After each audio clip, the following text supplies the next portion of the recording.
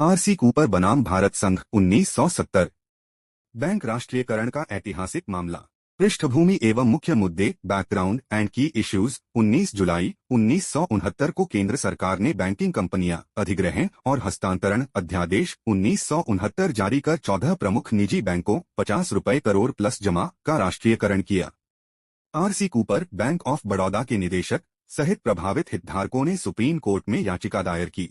चुनौती के प्रमुख आधार की फीचर्स ऑफ द चैलेंज। अनुच्छेद 31(2) का उल्लंघन, अधिग्रहण के बदले दी जाने वाली मुआवजा राशि अनुचित थी। सरकार ने जमा राशि के आधार पर मुआवजा तय किया, जबकि बैंकों का वास्तविक बाजार मूल्य, भवन ब्रांड वैल्यू इससे कहीं अधिक था। अनुच्छेद 31(2) राज्य संपत्ति अधिग्रहण करे, उचित मुआवजा देना अनिवार्य था। अंतःस्थापित अनुच्छेद 300 अनुच्छेद 19(1)(f) का हनन है। राष्ट्रीयकरण से शेयरधारकों की संपत्ति बिना उचित प्रक्रिया के जब्त की गई। 19(1)(f) संपत्ति का अधिकार व्यापार करने के अधिकार से अविभाज्य है। 3 अनुच्छेद 14 का उल्लंघन, केवल 14 बड़े बैंकों का चयन मनमाना और भेदभावपूर्ण था। 14 विधि के समक्ष समता। सुप्रीम कोर्ट का निर्णय 10 फरवरी 1970 decision of the supreme court.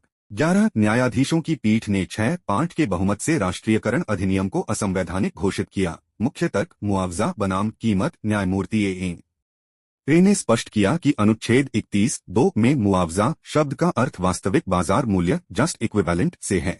सरकार द्वारा जमा राशि को आधार बनाना तर्कसंगत नहीं था, क्योंकि बैंक की संपत्ति, भूमि, इमारतें का मूल्य इससे असंबंधित था। अनुच्छेद 19(1)(f) की प्रासंगिकता। न्यायमूर्ति HR खन्ना ने कहा, संपत्ति का अधिकार व्यापार करने के अधिकार से अविभाज्य है।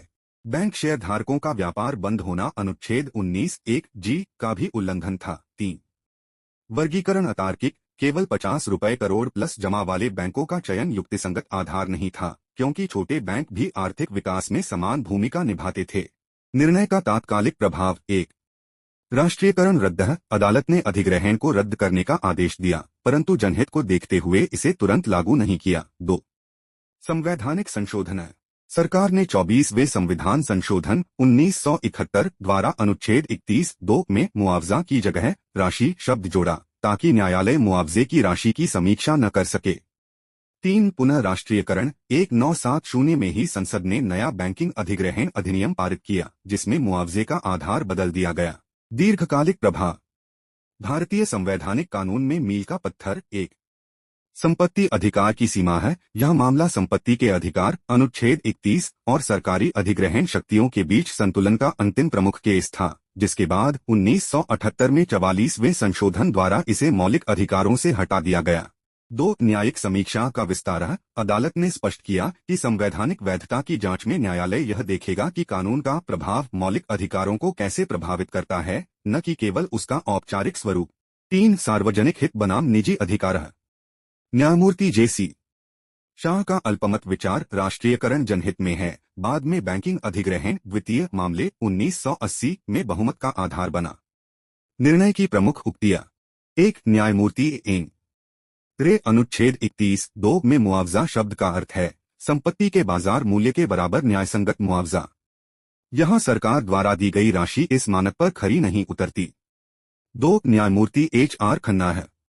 व्यापार का अधिकार संपत्ति के अधिकार से अलग नहीं किया जा सकता। बैंकों के अधिग्रहण से दोनों अधिकार प्रभावित होते हैं।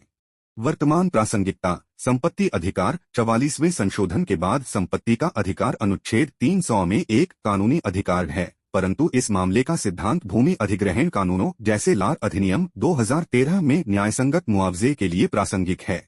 सार्वजनिक उद्यमों पर प्रभाव। इस फैसले ने भारतीय स्टेट बैंक जैसे सरकारी बैंकों के विकास का मार्ग प्रशस्त किया, जो आज देश की बैंकिंग प्रणाली की रीढ़ हैं।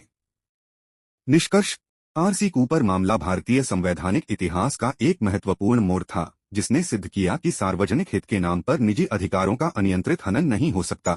यह निर्णय न्यायपालिका की स्वतंत्रता और संवैधानिक संतुलन का प्रतीक बना, जिसकी प्रेरणा से आज भारत की बैंकिंग प्रणाली सुदृढ़ और जनकेंद्रित है। जैसा कि न्यायमूर्ति खन्ना ने कहा है, संविधान की आत्मा मौलिक अधिकारों में बसती है, उनकी रक्षा ही लोकतंत्र की रक्षा है। Thank you.